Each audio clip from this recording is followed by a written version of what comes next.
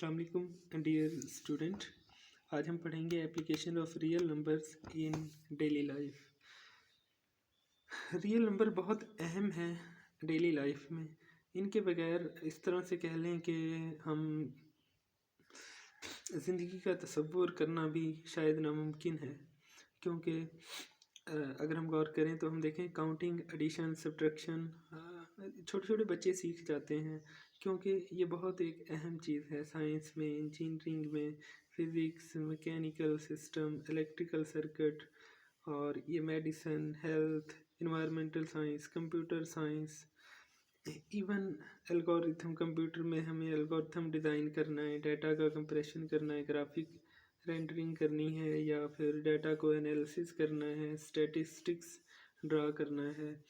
और आप ये पढ़ रहे हैं किसके लिए? नंबरों के लिए, ठीक है। नंबर चाहिए आपको आगे अपने लाइफ में, फ्यूचर में एक्सेल करने के लिए। तो रियल लाइफ में नंबरों की बहुत अहमियत है। आज हम इनकी प्रैक्टिकल लाइफ में इनका इस्तेमाल देखेंगे। लाइक बुखार हो जाता है तो उसको किस में मेजर करना है? टेम्परेचर।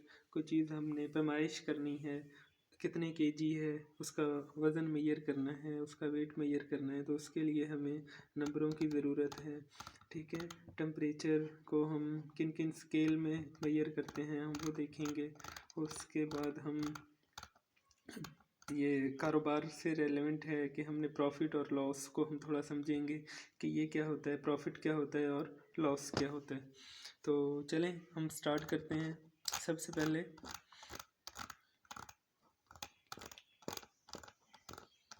हमारे पास है एप्लीकेशंस।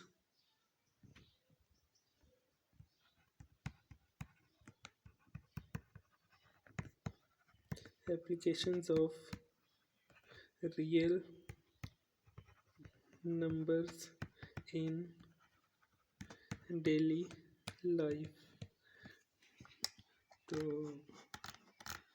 इसमें सबसे पहले हम देखेंगे टेम्परेचर।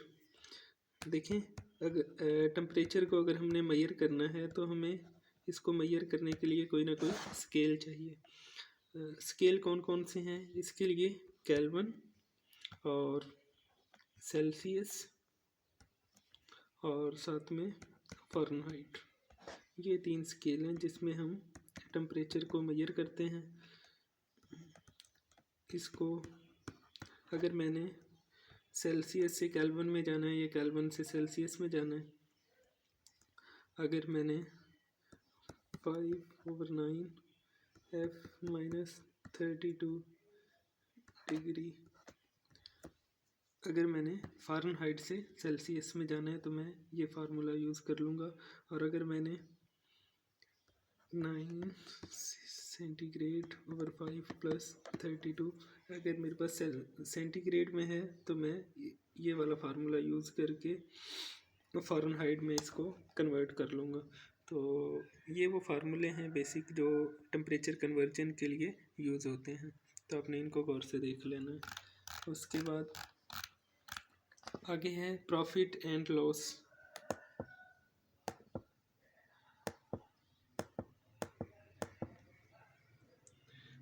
प्रॉफिट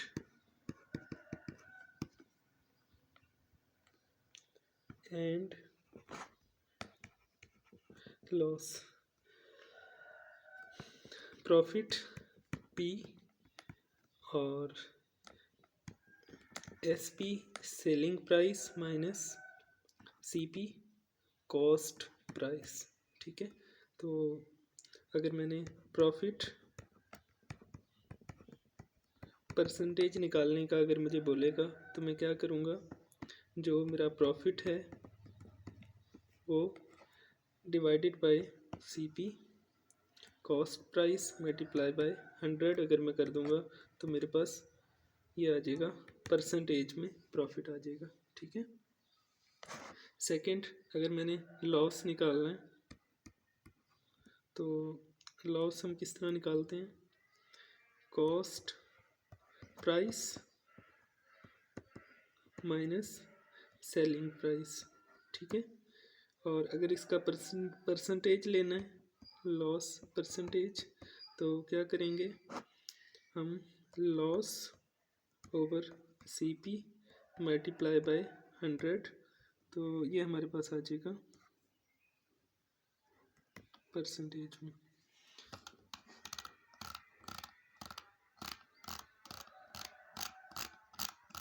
ठीक है, तो ये चीज़ें हैं जिनका हमने इस एक्सरसाइज में ख्याल रखना है, यानी कि हमें पता होना चाहिए। एक, number 1, and this is number 2,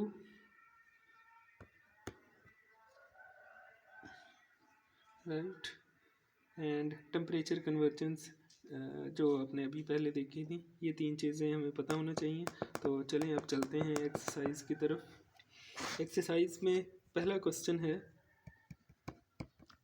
exercise 1.3, और इसका पहला क्वेश्चन है sum of 3 consecutive numbers is 42, find the 3 integers. वो कह रहा है कि कंसेक्टिव नंबर्स हैं, उसका जो सम है वो 42 है। तो हम यहाँ करते हैं लेट 3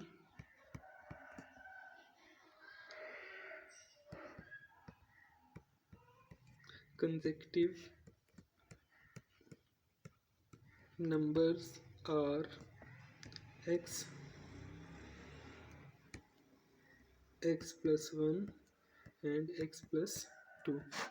आगे उसने बोला है कि सम है इनका किसके बराबर, 42 के। तो हम क्या करेंगे, हम तीनों नंबरों का सम कर देंगे, x plus 1 plus x plus 2। The diagram shows right-angled triangle ABC in which the length AC की लेंथ हमारे पास गिवन है, द एरिया हमारे पास गिवन है, यानी ये जो हमारे पास ट्राइंगल है इसका एरिया गिवन है और ये वाली लंबाई गिवन है। वो हमसे कह रहा है कि आपने ए बी लेंथ निकालनी है। तो सिंपली हमने इसमें क्या करना है, इस फॉर्म में हमने इसका आंसर लिखना है, मेरे A and B are integers. तो हम इसको किस तरह से सॉल्व करेंगे, इधर देखें, ये ए बी सी, ए सी हमारे पास गिवन है और हम सपोज कर लेते हैं कि ये मैंने रफ सी डायग्राम बनाई है सिर्फ आपको समझाने के लिए। ए सी हमारे पास है और एरिया हमारे पास है। तो देखें हमने सिर्फ यहाँ पे राइट एंगल ट्राइंगल का अगर फार्मूला हमें याद है, यानी कि राइट एंगल ट्राइंगल अगर हमारे पास हो और हमने इसका एरिया निकालना हो तो हम किस तरह निकालते हैं, हाफ लेंथ और उसकी हाइट, यानी कि हाइट को अगर हम लंबाई से ज़रब दे दें तो 1/2 के साथ, तो ये हमारे पास एरिया के इक्वल होता है। तो एरिया हमारे पास गिवन है, एरिया गिवन है और 1/2 AC multiply by x. Unknown side को नाम दे दिया हमने, ए बी को हमने नाम दे दिया एक्स का। जस्ट इसमें वैल्यू सब्स्टिट्यूट करें, 1/2 ए सी की वैल्यू पुट करें, एक्स 1/1 प्लस 115 आ गया। यहाँ से आगे जस्ट सिंप्लीफिकेशन है, मल्टीप्लाई बोथ साइड बाय 2, 2 से मल्टीप्लाई किया, ये 2 यहाँ से ख़त्म हुआ, यहाँ पे x आ गया, इधर 2 आ जाएगा, 2 प्लस 2/15 x, चूँकि हमने x की वैल्यू निकालनी है, x को अलग किया, 2 प्लस 2/15 √3 प्लस √5। हम इसको रैशनलाइज करेंगे, इस तरह के सवाल हमने पीछे किए हुए हैं। हम इसके कॉन्जुगेट से इसको रैशनलाइज करेंगे, यानी कि √3 प्लस √5 है तो √3 माइनस √5 से ऊपर और नीचे मल्टीप्लाई कर देंगे तो हमारे पास ये आ जाएगा। उसके बाद हम चूँकि डिनोमिनेटर में से हमने ये अंडर रूट ख़त्म करना है तो हम डिनोमिनेटर को अलग से सॉल्व कर लेते हैं। ये इससे मल्टीप्लाई होगा 3 आएगा, ये इससे मल्टीप्लाई होगा तो ये 5 हमें मिल जाएगा, और ये अपोजिट साइन की वजह से जब √5 √3 से मल्टीप्लाई होगा तो प्लस √5 √3 आ जाएगा, और जब इससे मल्टीप्लाई होगा तो माइनस √5 √3 आ जाएगा। तो ये आपस में कैंसिल आउट हो जाएंगे, तो यहाँ पे हमारे पास -2 आएगा। और अगर मैं नॉमिनेटर को ऊपर वालों को मल्टीप्लाई करूँ तो ये हमारे पास बनेगा 2√3 माइनस 2√5 प्लस 2√45 माइनस 2√75।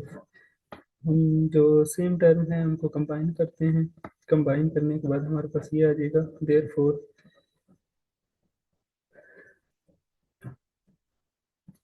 ओके, इनको यहाँ पे कंपाइन किया तो x की हमारे पास वैल्यू आ जाएगी, इसको मज़ीद थोड़ा सा सिंप्लीफाई कर लें तो ये आपके पास ये आंसर आ जाएगा। यही हमारी यही हमारा आंसर है ए बी का। ठीक है, ए बी का ये हमारा आंसर है जो कि इधर निकाला है यहाँ पे। ठीक है, ये एक्स की लंबाई है। ओके जी, आगे नेक्स्ट क्वेश्चन है, a rectangle has a side of length. एक रेक्टेंगल है, रेक्टेंगल कौन सी शेप होती है, ऐसी शेप जिसकी अपोजिट साइडें बराबर हों, उसको हम कहते हैं रेक्टेंगल साइड। तो हैज अ लेंथ, उसकी लंबाई है ये लंबाई है साइड्स ऑफ लेंथ। ओके, तो ये दो उसकी लेंथ हैं, मींस अगर ये एक साइड की है तो ये दूसरी साइड की होगी, क्योंकि अगर दो लेंथ हमारे पास आ जाए तो हमारे पास रेक्टेंगल की चारों लंबाई आ जाती हैं। Express the area, area of rectangle. Okay, area of rectangle, rectangle का एरिया हम कैसे निकालते हैं, कोई भी दो एडजेसेंट साइड्स को अगर हम आपस में मल्टीप्लाई कर दें तो हमारे पास रेक्टेंगल का एरिया आ जाता है। Area is equal to length multiply by width is equal to, इन दोनों को आपस में मल्टीप्लाई किया, 18 को मैंने सिंप्लीफाई करके लिखा है 3√2, और √4 ओवर √2 को थोड़ा सिंप्लीफाई करके लिखा है तो ये आ गया 2√2। So the sides become, length हमारे पास ये बन गई और विड्थ हमारे पास ये बन गई। इन दोनों को आपस में मल्टीप्लाई किया और मल्टीप्लाई करने के बाद इसको हम एक्सपेंड किया, एक्सपेंड करने के बाद सिंप्लीफिकेशन की तो हमारे पास ये आ गया। कंबाइन लाइक टर्म्स को हमने इकट्ठा किया, यानी जो अंडर रूट वाली टर्म्स हैं उनको इकट्ठा किया और जो विदाउट अंडर रूट है उनको एक साइड पे कर लिया। 10 माइनस 12 प्लस 11 अंडर रूट 2, तो ये हमारे पास आंसर आ गया। यही हमारे पास इसका आंसर है एरिया। तो क्वेश्चन नंबर 3 कंप्लीट हुआ। जल्दी से हम चलते हैं क्वेश्चन नंबर 4 पे। Find two numbers whose some is 68 and difference is 22। Okay, question number 4, problem statement, find two numbers whose some is 68 and difference is 22। Okay, तो हमने कोई भी दो नंबर फर्ज करने हैं। लेट मैं फर्ज कर रहा हूँ एक्स और वाई, वो दो नंबर हैं जिनका सम 68 है और डिफरेंस जो है 22 है। तो एक्स यानी कि उनका जो सम है वो 68 के बराबर है और उनका जो डिफरेंस है वो 22 के बराबर है। ये कंडीशन ऑफ क्वेश्चन है, यानी ये सवाल की शर्त है, उसके मुताबिक हम। अच्छा, अब मैंने इसमें से क्या करना है, एक्स और वाई की मैंने वैल्यू निकालनी है। तो देखें, अगर मैं यहाँ पे देखूं, अगर मैं इन दोनों को जमा कर दूं आपस में तो ये वाई वाई से कैंसिल हो जाएगा, तो मेरे पास क्या है, मेरे पास सिंपली एक्स की वैल्यू आ जाएगी। अगर एक्स की वैल्यू आ जाए तो मैं इन दोनों में से किसी भी इक्वेशन में एक्स की वैल्यू सब्स्टिट्यूट करके वाई की वैल्यू निकाल लूंगा और वो दो नंबर जो इसने मांगे हुए हैं वो दोनों नंबर मेरे पास आ जाएंगे। वही काम मैंने यहाँ पे किया, मैंने दोनों को ऐड किया, x plus y plus x minus y is equal to, दोनों को जमा कर लिया तो ये वाई वाई से कैंसिल हो गया। ठीक है, और इधर मेरे पास आ गया 68 plus 22, x plus x, 2x is equal to 90। इधर ये मल्टीप्लाई हो रहा है, 2 इधर आके डिवाइड होगा, तो डिवाइड होके हमारे पास 45 आंसर आ जाएगा। x is equal to 45। अब मैं इनमें से किसी में भी y की वैल्यू पुट करके, इसमें भी या इसमें, जिस मर्जी में मैं y की वैल्यू x की वैल्यू अगर पुट कर दूं तो y का आंसर आ जाएगा। मैंने इक्वेशन 1 को, इसको ऊपर वाली को लिया, 45 यहाँ सब्स्टिट्यूट किया, इसको इसमें से माइनस करें 23 आ गया। तो हमारे पास वो दो नंबर कौन से हैं, 45 एंड 23। ओके,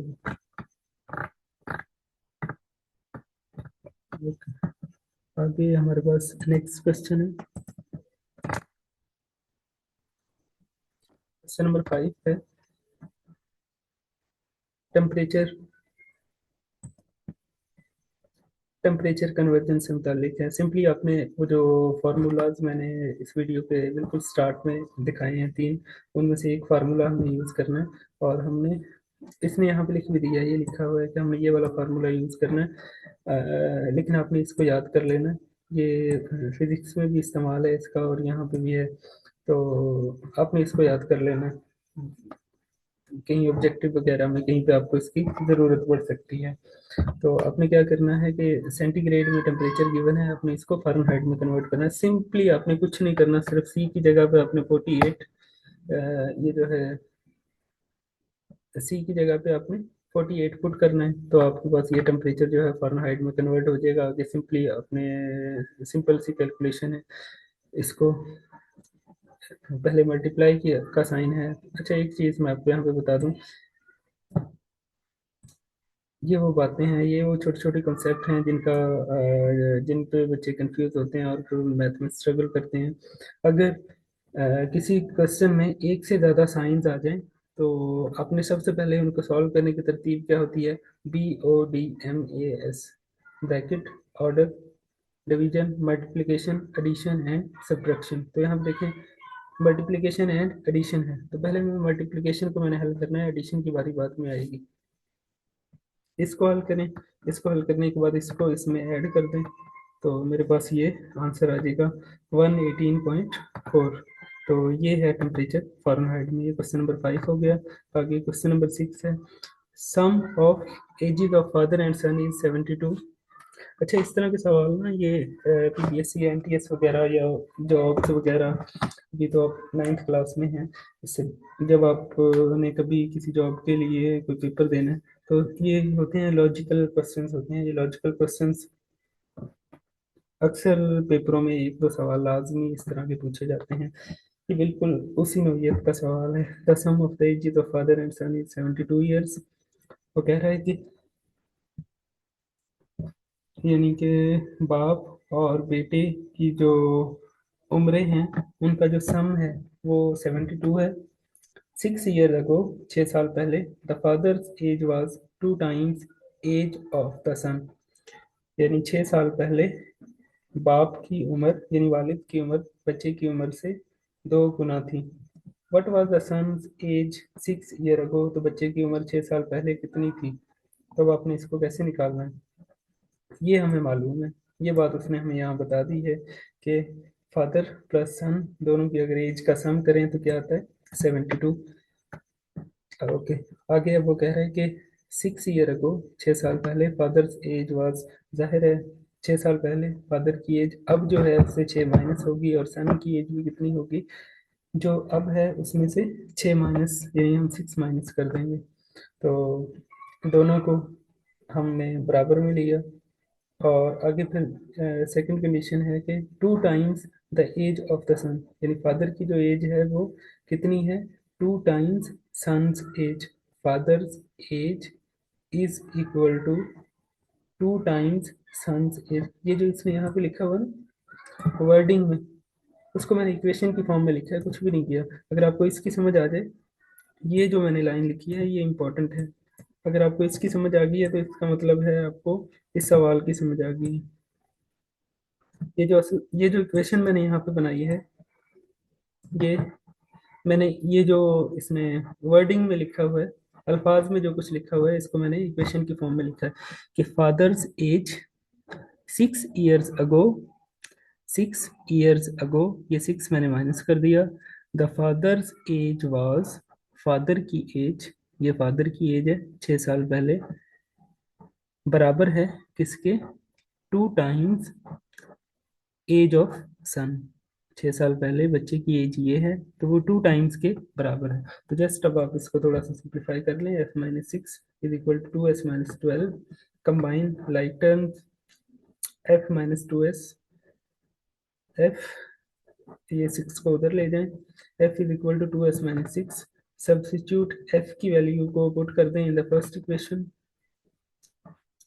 ठीक है, फर्स्ट इक्वेशन इसमें पुट करें और पुट करने के बाद ये वैल्यू को आप इसमें पुट करें, plus s is equal to 72। तो यहाँ से आपको s ही हमें चाहिए था, सन की एज चाहिए थी, वो हमें मिल जाएगी 2s-6 प्लस s ये 3s हो गया, -6 है, इधर जाके प्लस हो जाएगा, ये 78 हो जाएगा। 78 को 3 पे डिवाइड करें तो हमारे पास आ गया 26। तो so the son's current age is 26 years. Son की मौजूदा उम्र कितनी है? 26। और 6 साल पहले, 6 ईयर अगो, कितनी उम्र होगी? 26 माइनस 6, 20। ठीक है, इस तरह के लॉजिकल क्वेश्चंस जॉब से रिलेटेड जो पेपर्स होते हैं उनमें अक्सर पूछे जाते हैं, जनरल नॉलेज की जो क्वेश्चंस होते हैं। ओके, आगे नेक्स्ट क्वेश्चन है प्रॉब्लम स्टेटमेंट। बिरहा सेल्स अ टॉय फॉर, इतने में सेल करती है, what will be the selling price be to get a 50%? 50%। Okay, तो वो कह रहे हैं कि ये उसकी इतने में उसने सेल किया, तो 50% मुनाफा हासिल करने के लिए उसे इसकी सेलिंग प्राइस क्या होनी चाहिए थी? तो जस्ट हम इसकी, अगर हमें कॉस्ट प्राइस मालूम हो तो हम इसकी सेलिंग प्राइस बता देंगे। ठीक है, तो कॉस्ट प्राइस को मैं सी से लिख रहा हूँ और सेलिंग प्राइस को मैं एस से लिख रहा हूँ। तो ये कॉस्ट प्राइस मैं असल में निकालना चाह रहा हूँ, ये कॉस्ट प्राइस इसकी ये है। ठीक है, तो कॉस्ट प्राइस अगर ये है और 50% प्रॉफिट लेने के लिए ये कितने का बेचना पड़ेगा, वो अगर इसको हम इससे मल्टीप्लाई करें तो ये हमारे पास आ जाएगा 1520। यही इसका आंसर है। ठीक है, आगे नेक्स्ट क्वेश्चन है the annual income of Tayyab is, सालाना इनकम इतनी है, वाइल द एक्स, ये वो अमाउंट है जो टैक्स से मुस्तस्ना है, इसमें से टैक्स नहीं कटेगा। How much tax would he have to pay at the rate of, ये रेट है टैक्स पे करने का, तो आपने बताना है कि उसका टोटल टैक्स कितना बनेगा। टैक्सेबल इनकम पहले हम निकालेंगे, टोटल इनकम माइनस वो अमाउंट, इसका मतलब है वो अमाउंट जो टैक्स से मुस्तस्ना है, जिस पे टैक्स नहीं पड़ेगा, तो उसको इसमें से माइनस किया तो ये आ गई हमारे पास। उसके बाद इसको इससे मल्टीप्लाई करना है तो ये आपके पास आ जाएगा टैक्स, इतनी अमाउंट है जो उसने टैक्स पे करनी है। ओके, नेक्स्ट क्वेश्चन है find the compound markup on, आपने मार्कअप कैलकुलेट करना है for 1 year eight the rate of 14। The formula ये है, यानी ये फार्मूला आपने यूज करना है और आपने 14% के हिसाब से इस अमाउंट का मार्कअप कैलकुलेट करना है पर ईयर का। इसमें आर क्या है? Annual interest rate, number of time the interest is compounded per year, और नंबर ऑफ ईयर्स टी है। Substitute the values in the formula, इसमें हम इन वैल्यूज को सब्स्टिट्यूट करेंगे, सारी चीज़ें हमारे पास गिवन है, और इसको हम इक्वेशन को थोड़ा सा सॉल्व करेंगे, सॉल्व करने के बाद कैलकुलेट द अमाउंट, हम अमाउंट कैलकुलेट करेंगे तो हमारे पास ये आ जाएगी।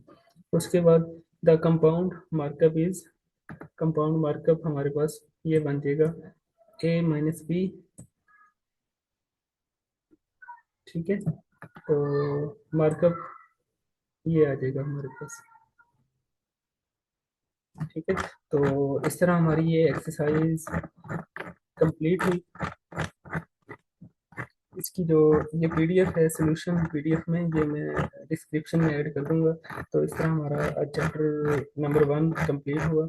इसकी रिव्यू एक्सरसाइज आप खुद करने की कोशिश करें, मैं भी इसको बिल्कुल इसी तरह से जिस तरह से मैंने ये एक्सरसाइज कवर की है, मैं ऐसे ही इसको जल्दी में एक एक ही वीडियो में, एक ही लेक्चर में मैं पूरी एक्सरसाइज को कवर करूंगा। आप खुद से इसकी प्रैक्टिस करें, अगर कोई सवाल में प्रॉब्लम है आप यहाँ से देखें, यहाँ से देख के भी आपको नहीं आता तो आप मेरे से उसको पूछें। Thank you for watching. अल्लाह हाफिज़।